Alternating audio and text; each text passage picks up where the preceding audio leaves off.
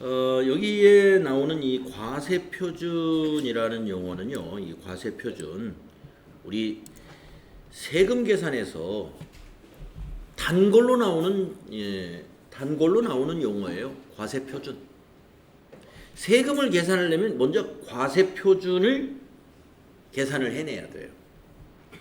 과세표준이라는 것은 세율을 곱하기 바로 전 단계의 금액이 과세표준입니다.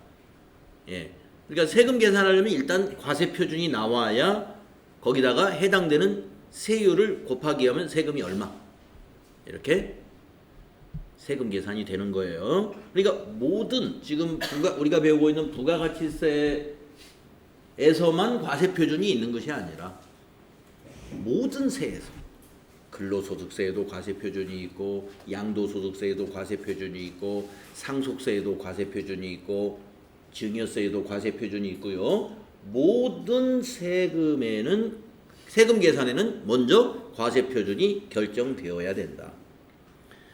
네, 그러면 부가가치세에는 세율이 10% 단일 세율인데 그 세율 10%를 곱하는 게 바로 과세표준이에요.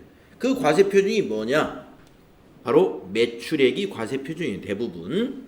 자, 한번 보겠습니다. 과세표준의 정의.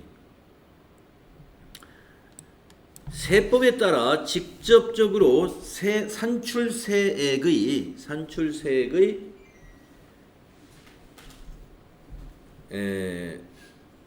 세액 산출의 기초가 되는 과세 대상의 수량이나 가액을 말한다. 부가가치세에서 과세표준은 해당 과세기관에 공급한 재화나 용역의 공급가액을 합한 금액이다 이랬습니다. 공급가액이다라고 표현을 합니다. 부가가치세에서는. 우리가 부가가치세는 그 거래에 대해서 과세하는 거래세거든요. 그러면 거래라 하는 것은 공급자와 공급받는 자가 존재해요. 공급을 하는 자다 그러면 판매자, 공급받는 자다 그러면 매입자죠. 사는 사람. 그러면 그 공급자와 공급받는 자 간에 그 공급되는 재화나 용역의 가치에 대해서 우리는 그 금액을 공급가액이라고 부른다. 그 공급가액의 합계를 우리는 과세표준이라고 하는 거예요. 그래서 공급가액이란 무엇이냐 하면은 부가가치세를 포함하지 않은 매출세액을 말하는 것이다. 매출세액이란다. 매출액을 말하는 것이다. 상품을 팔았다면 매출액이 되겠죠. 그런데 우리가 회사, 기업에서 판매하는 것, 즉 공급하는 것이 항상 상품만 있는 것은 아닙니다. 기업에서 사용하던 쓸모없는 자산을 처분하기도 하거든요. 상품이 아니라 승용차를 처분한다, 사용하지 않는 건물을 처분한다. 이런 것도 건물 처분할 때 부가가치세가 붙고 승용차 처분할 때도 부가가치세가 붙어요. 근데 그거 우리 매출액이라고는 안 하죠. 매출액이라는 것은 상품이나 제품, 재고자산을 파는 수입을 우리가 매출액이라고 한단 말이에요. 우리 앞에서 수익에서 배웠잖아요. 매출액이라는 건 영업수익이다. 그러면 회사에서 사용하지 않는 비품을 정리하면서 중고 책상을 전부 매각했어요. 하나당 5,000원씩. 그래서 100개를 매각했더니 50만 원이야. 그러면 거기 부가가치세 10% 붙어요. 55만 원이 되는 거죠. 자, 그래서 그것은 매출액으로 안 보죠. 그래서 반드시 공급가액은 매출액과 일치하지는 않습니다. 그러나 상당히 많은 것이 대부분 공급가액이 다 매출액이고. 자, 공급대가는 뭐냐? 공급대가라는 용어는요, 부가가치세를 포함한 금액이에요. 그래서 공급가액에다가 부가가치세를 포함한 금액을 우리가 공급대가라고 부릅니다. 그래서 세금계산서 양식을 잠깐 보게 되면은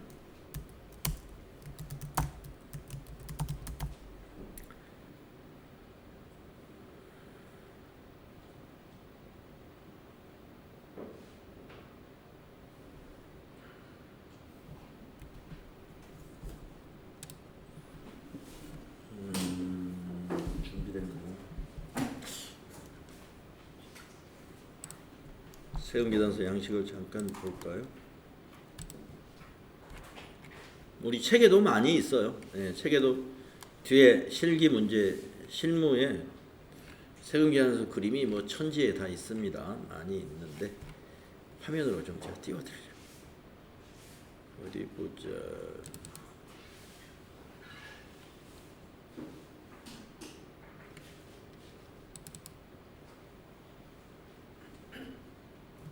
네, 여기 세금계산서 양식 하나 있네요. 네.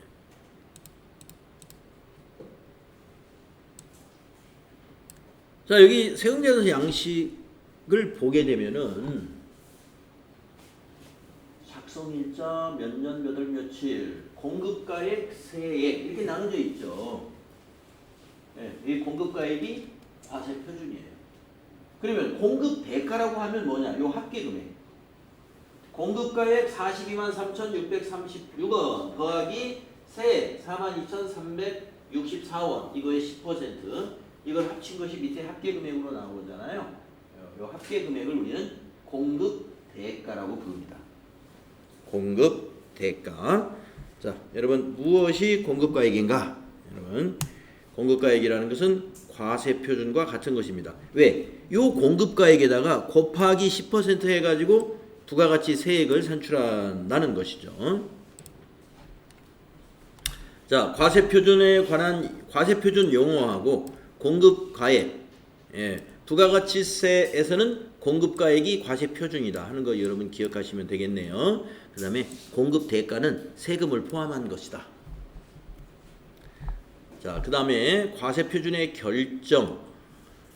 우리 부가가치세법의 과세표준의 일반적인 결정 원칙은 금전으로 대가를 받았다면 그 금전으로 대가를 받은 것을 우리는 과세표준으로 인정하고 있습니다.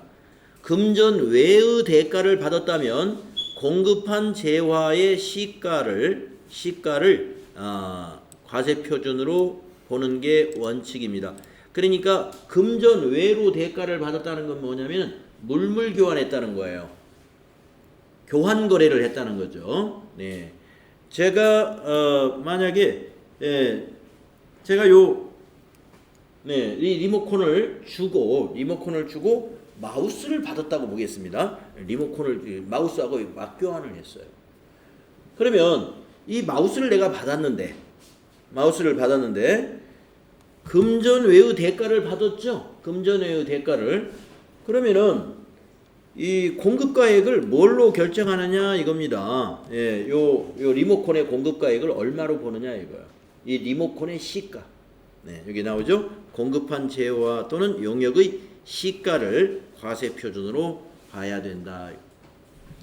폐업을 하는 경우 남아있는 재화도 시가.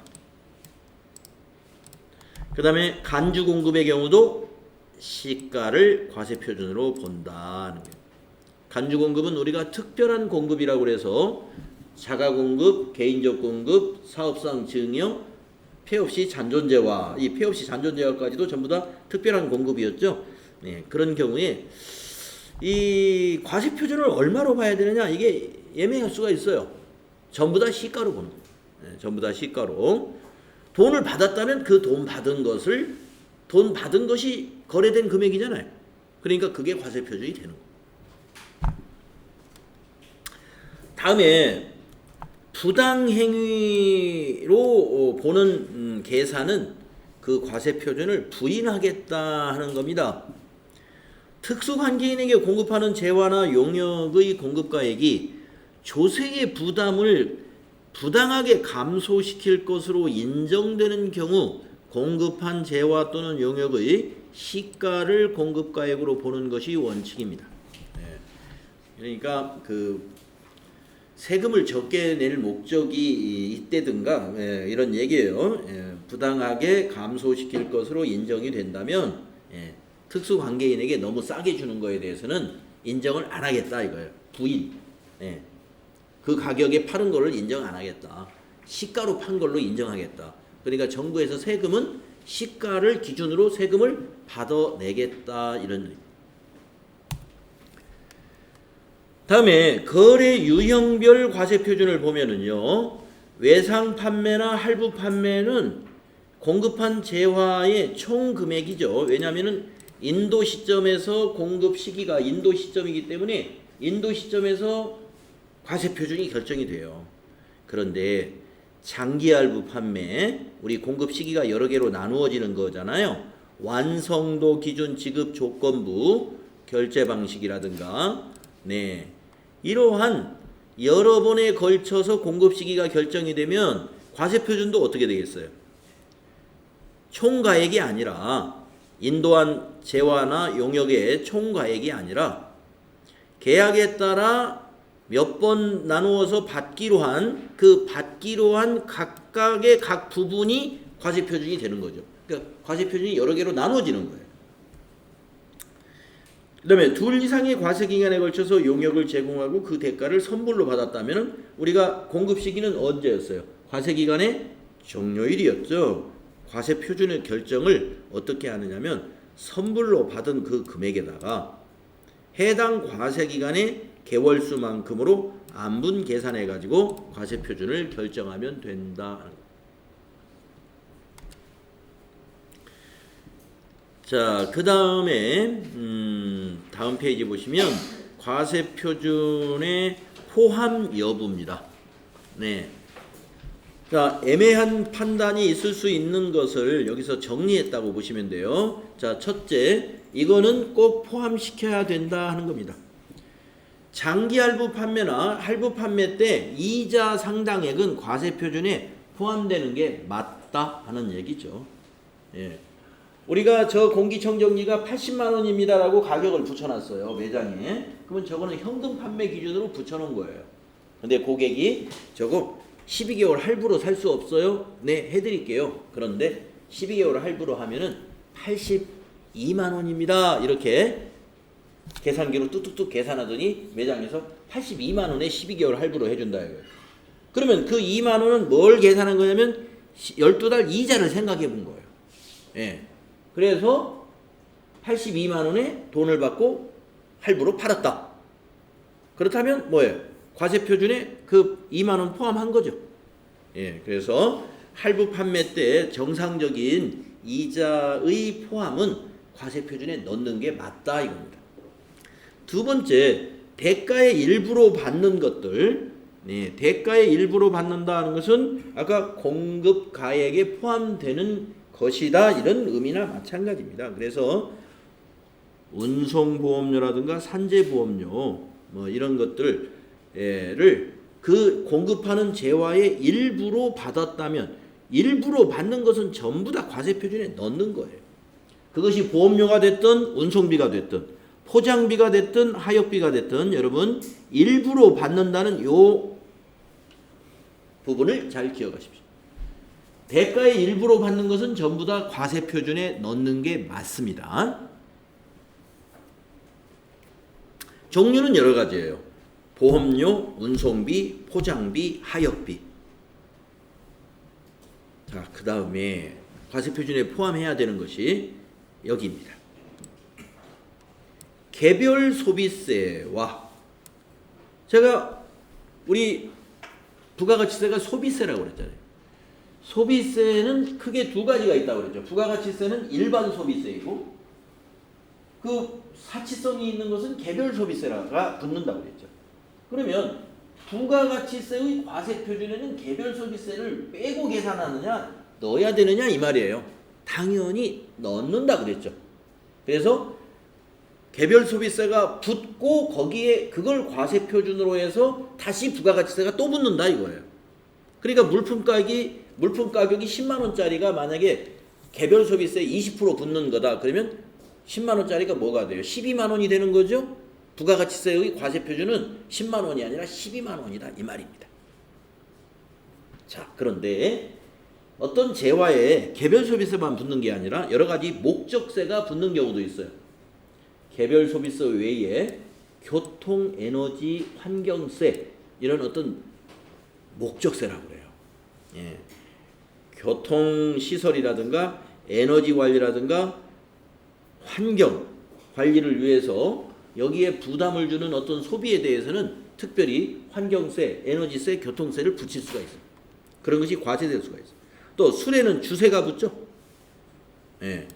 이렇게 추가적으로 붙는 세금들. 그렇게 되면 재화 또는 이런 거에 해당되는 재화나 용역에 대하여는 해당되는 개별 소비세나 교통에너지 환경세나 주세나 교육세나 농어촌 특별세 같은 이런 세금이 전부 다 과세 표준에 포함돼야 맞다 이런 얘기입니다. 그래서 부가가치세는요 맨 꽁지에 붙는 세금이에요. 자, 물품 가격이 일단 얼마 정해지고 수입이 됐으면 거기 또 관세가 들어가고 또 수입된 것이 우리나라 세법상 개별 소비세가 붙는 것이다. 그러면 관세 밑에 또 개별 소비세가 추가가 되고 또 그것이 술이다. 그러면 또 주세가 추가가 되고 그것이 교육세 및 농어촌 특별세까지 붙는 재화이다. 그러면 교육세 및 농어촌 특별세 이것을 전부 더해서 그것이 부가가치세의 뭐가 된다? 과세 표준이 된다. 예, 이해 가시죠? 자, 그 다음에 이것도 포함해라 이겁니다. 마일리지 상당액으로 판매하는 경우. 예. 우리가 상품을 팔았는데 이 상품 가격이 10만 원짜리 상품이에요. 근데 우리가 고객 관리를 위해서 마일리지 제도를 제공해. 그래서 이번에 A라는 고객이 우리 회사 상품 10만 원짜리를 사면서 현금은 7만 원으로 결제하고 3만 원은 자기가 쌓아놓은 마일리지로 결제를 했어요. 그러면 우리는 돈을 7만 원 받았으니까 부가세 7천 원만 내야 되느냐? 아니다 이겁니다. 그 상품 시가로 보는 거예요. 마일리지도 결제 금액에 포함해가지고 10만 원으로 봐서 마일리지로 판매한 것까지 부가가치세를 계산해야 되기 때문에 마일리지 상당액도 뭐다? 과세 표준에 포함된다. 네, 자 논란이 있을 만한 이런 것들 과세 표준에 이건 넣어야 맞다는 거 기억해 주시고요. 그다음에 오른쪽에 있는 것은 이런 것은 과세 표준에 포함해서는 안 된다는 겁니다. 이거는 포함해라.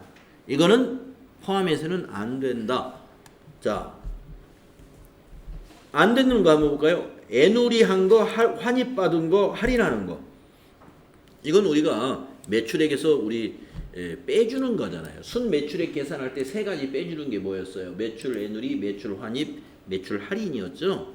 그러니까 매출액이 즉 과세 표준이기 때문에 이거 빼주는 건 너무나 당연한 거고. 두 번째, 이것도 너무나 여러분이 내용을 보면 당연한 겁니다. 공급받는 자에게 도달하기 전에 그 재화가 파손되었거나 훼손되었다는 거예요. 파손되거나 훼손된 거를 공급받는 자가 돈을 주겠어요? 안 주잖아요. 그러니까 그건 과세 표준에 포함하지 않는 거 다 인정되는 거예요. 예. 우리 회사에서 인도를 해줘야 되는데 운송을 해줘야 돼요. 운송하고 가다가 많이 파손이 돼버렸어요. 그러면 공급받는 자가 돈 주겠냐 이겁니다. 그거 빼는 건 당연하다. 과세 표준에 포함하지 않는다. 그 다음에 세 번째 걸 보면요. 재화나 용역의 공급과 관련이 없는 국고보조금. 국고보조금도 관련이 있다면 과세 표준에 포함을 해야 되겠지만, 포함을 해야 되겠죠. 관련이 있다면. 그러나 이거는 뭐예요? 관련되지 않는다 이거예요. 지금 공급하는 재화와 직접적인 관련이 되지 않는 국고보조금이나 공공보조금은 포함하지 않는다. 관련이 없으니까. 그 다음에 네 번째를 보면은요. 공급에 대한 대가의 지급이 지체된 이유로 지체가 되어가지고 연체이자를 받는 게 있어요. 연체이자. 그러니까 할부 같은 거에서 그런 게 있는 거죠. 자, 아까 공기청정기를 12개월 할부로 82만 원에 받기로 했단 말이에요. 그런데 12개월째 마지막 것이 딱 들어와야 되는데 안 들어와. 지금 현재 들어온 게 50만 원 들어오고 지금 32만 원이 지금 계속 연체가 되고 있어요. 그러면 우리가 그 할부 판매 약정서, 계약서 이런 거에 연체하면 몇 %의 연체이자가 붙습니다. 이런 것이 약정이 되어 있거든요. 그것은 여기 정상적으로 붙는 할부 이자하고는 별개예요. 그래서 돈을 지체해서 받게 됨으로써 붙이는 연체 이자는 이거는 세금이 없다는 거죠. 거기에는. 그래서 연체 이자는 과세 표준에 포함하지 않는 겁니다. 이거 지금 포함하지 않는 거를 열거하는 거예요. 연체 이자하고 이자하고 구분을 하세요. 연체 이자는 포함하지 않는다. 그 다음에 그 밑에 있는 것이 뭐냐면요. 용기대금입니다. 용기대금. 용기대금을 미리 받아놓는 경우가 있어요. 생맥주를 한 통을 파는데 생맥주 값은 이게 5만 원이야. 5만 원. 근데 통값이 2만 원이네.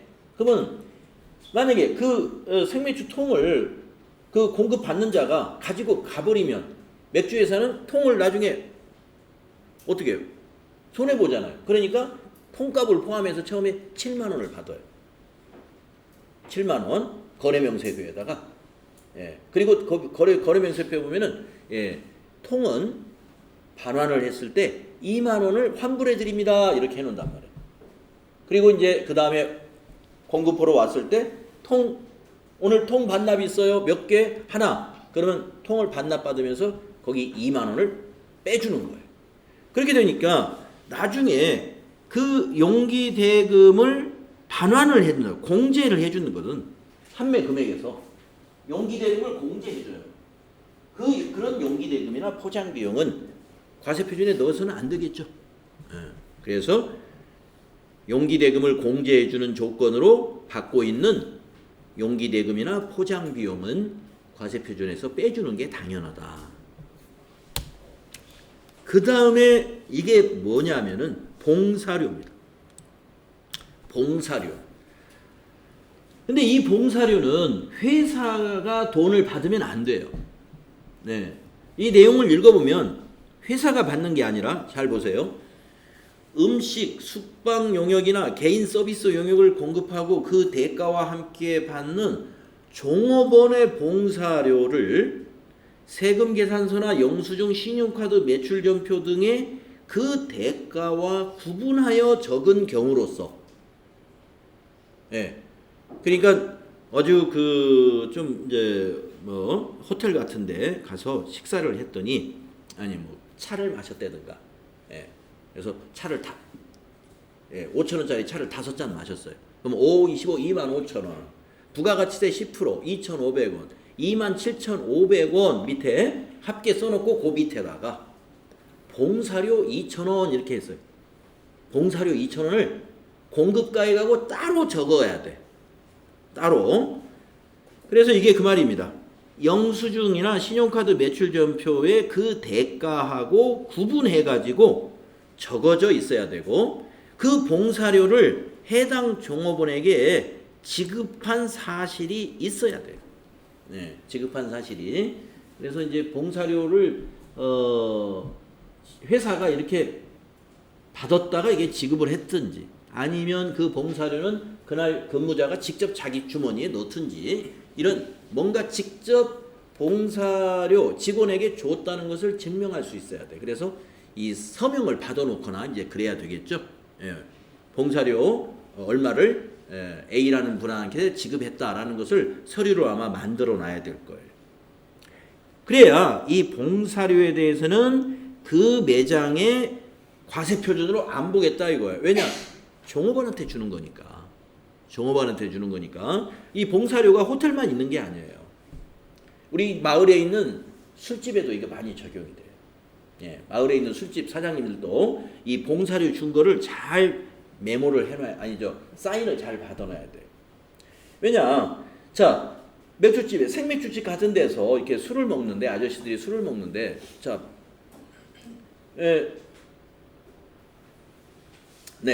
무슨 서빙해주는 무슨 사람을 불러달라 이런단 말이에요. 그러면 A라는 사람을 불러줬어요. 그러면 그 술집 주인은 술을 파는 것은 8만 원어치 팔았어.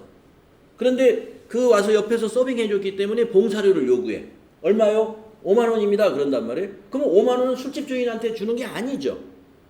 그런데 술값 계산할 때 술값 8만 원에 봉사료 5만 원에서 13만 원을 딱 카드로 결제를 한다 이 말이에요. 그러면 술집 주인은 그 14만 원을 다 자기가 받은 게 아니니까 5만 원은 따로 봉사료로 지급했다는 것을 그 근무자하고 이렇게 적어놔야 돼. 그래야 부가가치세 신고할 때 그것이 과세표준으로 안 잡히는 거예요. 봉사료 지급한 명세가 있어야. 아시겠죠? 네. 그래서 이 봉사료는 바로 과세표준에서 뺄 수 있다. 그런데 뭐가 확인이 돼야 돼요? 종업원에게 지급했다는 사실이 확인되어야 되고 영수증에 따로 표시해야 돼요. 영수증에 따로 표시해야 된다. 자, 그 다음에 마지막으로 포함해서는 안 돼야 되는 게 뭐냐? 임차인이 부담하여야 할 보험료, 수도료, 공공요금 같은 것을 징수하는 경우에 해당되는 금액입니다. 이게 이제 대표적인 게 아마 수도료가 어느 건물에서나 다 해당이 될 텐데 우리 건물도 마찬가지예요. 이 건물도 1층의 농협에서 이제 그 월세를 받는데 1층의 농협에서 이제 총무로 일을 보는 분이 월세 받을 시점에 공문을 딱 띄웁니다. 예, 이번 달 수도 계량기 검침 결과 이제 그 수도 사업소에서 온 청구서가 딱 와요. 만약에 이 건물에 35만 원 수도 요금이 딱 청구가 됐다. 그러면 35만 원을 농협에서 혼자 다 안 내죠. 예, 물 같이 썼잖아요. 2층도 학원도 쓰고 아니죠, 여기 독서실도 쓰고 우리 학원도 쓰고. 그러면 그거를 이제 이 나누는 그 근거 계산이 있어요. 네. 뭐 독서실은 뭐 근무 시간이 새벽 1시인가 이렇게 늦게까지 해요. 늦게까지. 여기 학원은 9시에 딱 끝나고 뭐 이런 그 시간이라든가 휴일이라든가 이런 걸 감안해 가지고 계산하는 근거 방법이 있어요. 그걸 월세 받을 때 같이 받거든요. 월세 받을 때. 그러면은 여기서 임대료 수익으로 그걸 수도요금 받는 것까지 여기 과세표준에 넣으면 되겠어요? 안 되겠죠. 수도요금은 별도잖아요. 그래서 받기는 받는데 임대인이 수도요금을 지금 월세하고 같이 받는단 말이에요. 예를 들어서 월세는 100만 원, 수도요금이 10만 원이라고 봅시다. 그럼 110만 원을 받는다 이거. 110만 원. 근데 그 10만 원에 대해서 부가가치세는 없다 이거예요. 왜? 이거는 납입을 대행해 주는 거예요. 납입을 대행해 주는 것이죠. 월세에 대해서 100만 원에 대해서만 부가가치세가 10만 원 붙는 거다. 아시겠죠? 그 얘기입니다. 그래서 만약에 뭐 보험료를 공동으로 들어서 보험료를 같이 걷어서 낸다든가 이런 경우도 마찬가지가 되겠습니다. 자, 그래서 오른쪽 거를 보면은 이것은 과세표준에 포함돼서는 안 되는 것들, 이것은 과세표준에 포함을 해야 되는 것들이에요.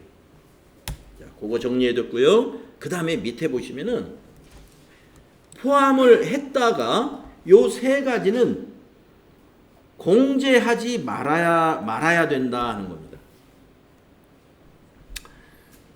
네, 자, 어떤 것이냐? 과세표준에서 공제하지 않아야 되는 것. 첫째,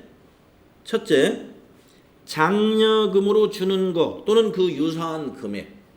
네, 자, 우리가 공급을 하면 세금 계산서가 나가죠. 그래서 한 개당 100만 원 10개 해가지고 1000만 원을 공급을 했어요. 1000만 원을. 그래서 이게 평소에 500만 원, 200만 원 이렇게 매입을 해주던 거래처였는데 한꺼번에 1000만 원을 매입을 해줘가지고 우리 회사에서 고맙습니다 하는 차원에서 장려금으로 50만 원을 딱 캐시백 해줬어요. 50만 원 송금해줬어요. 그게 이제 장려금 준 거예요.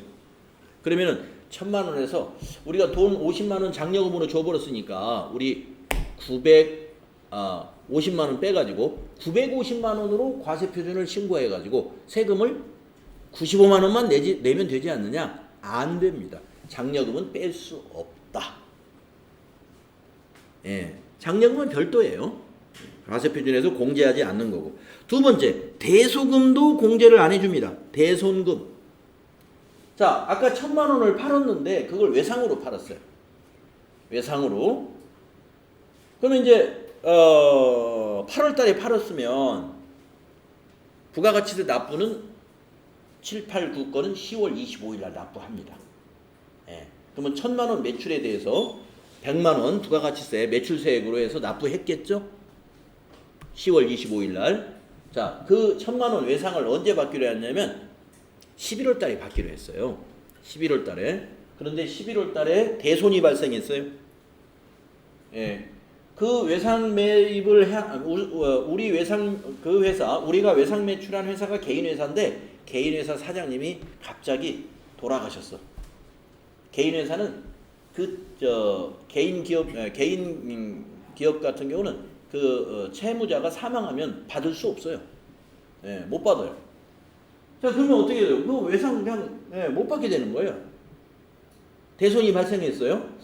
그러면 세금은 냈는데 너무 억울하죠. 하지만 대손금 어디서? 과세 표준에서는 못 빼준다 이겁니다. 그러나 세금은 빼줘요. 그러니까 1000만 원을 과세 표준에서 나중에 마이너스는 안 해준다 이거예요. 한 번 신고하면 그냥 그게 과세 표준으로 잡혀 있어요. 그런데 세금 100만 원은 빼줘야 될 거 아니에요. 못 받게. 내가 물품 대금 못 받은 거는 어차피 내가 판매한 거니까 공급자가 손해를 보겠지만 세금, 정부에 낸 세금은 정부가 돌려줘야 되죠. 그것은 대손 세액 공제 제도가 따로 있어요. 세금은 공제해 줍니다.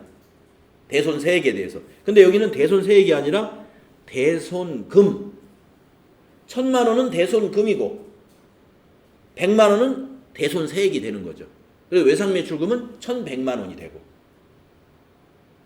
무슨 말인지 아시겠죠? 만약에 1000만 원의 재화를 공급했어요. 1000만 원의 재화를. 그러면 외상 매출금이 1100이에요.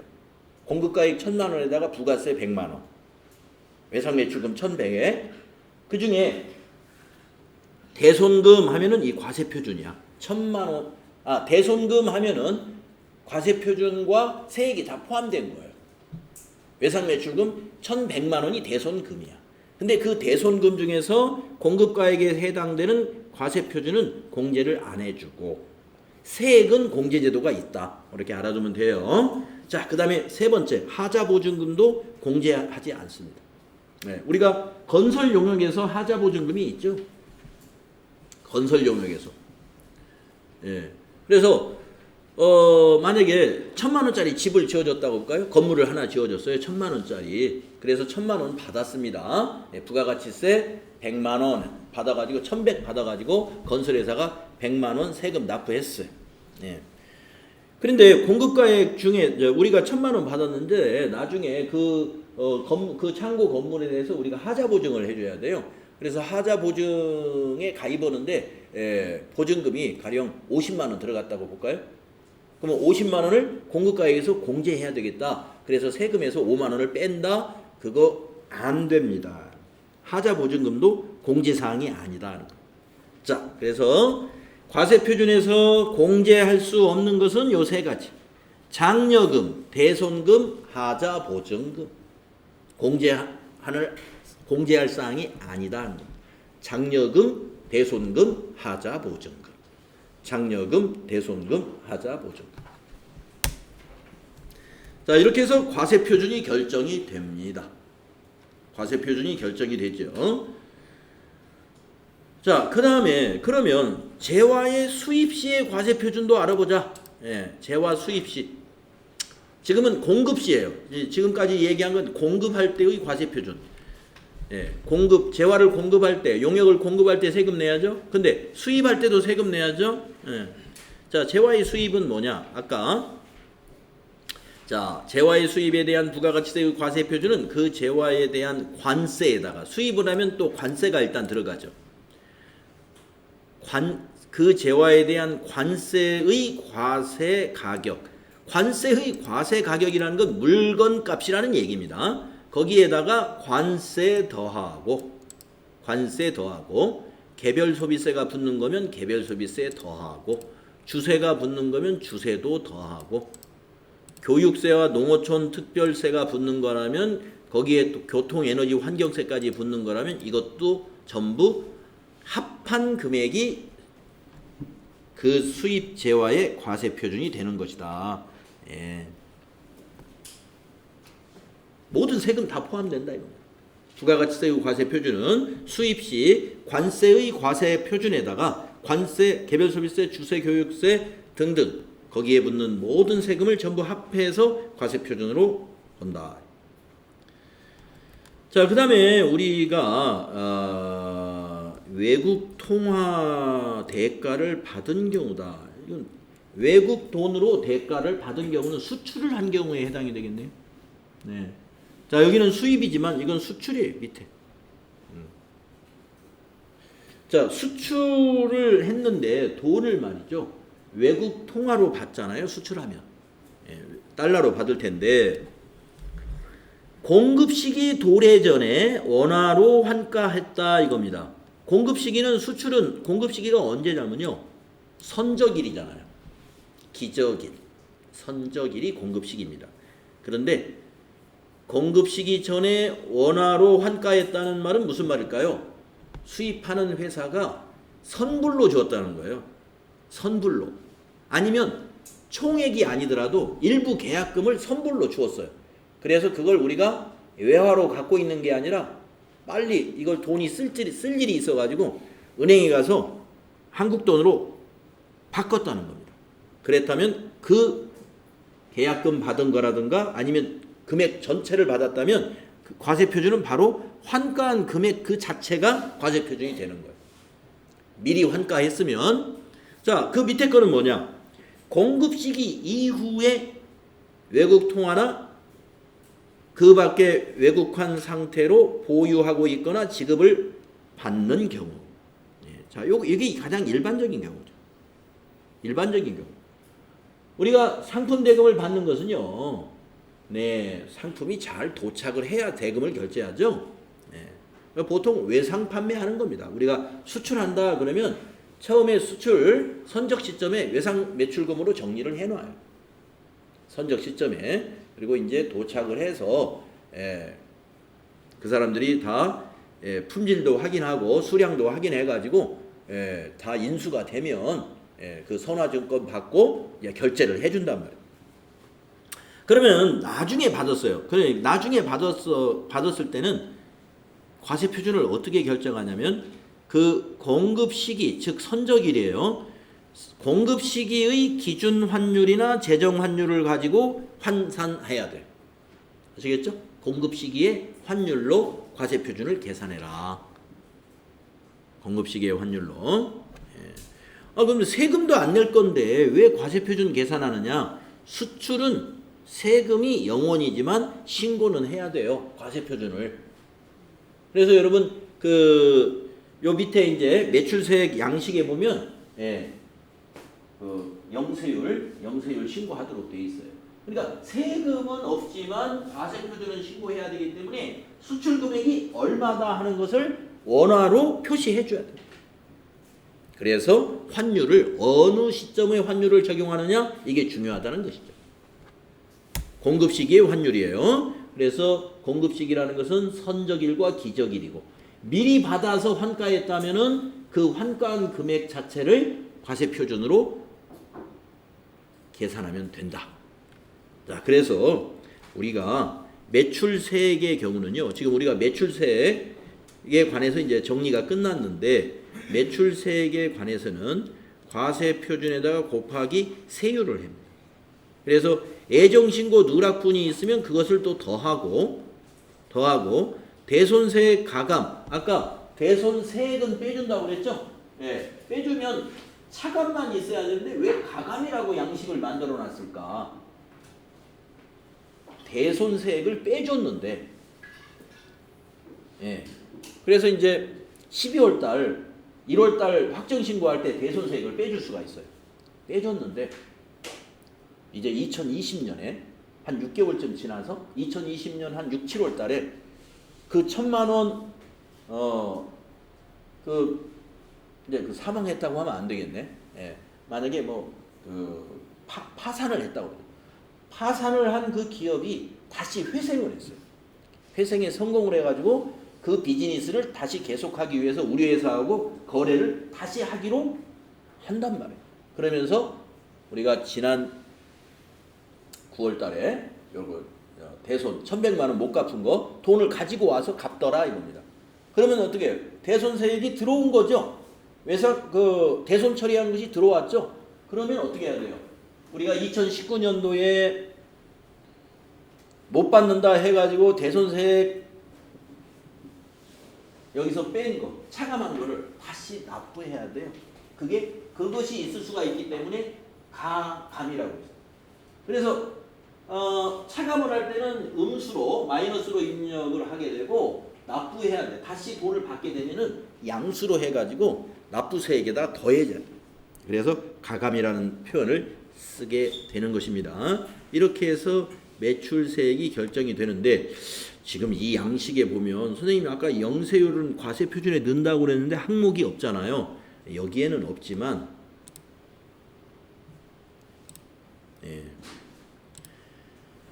그래서 이제 실제 양식이 아니에요. 이게 지금 약식으로 이렇게 써놨기 때문에 그래서 실제 양식을 한번 우리가 보게 되면은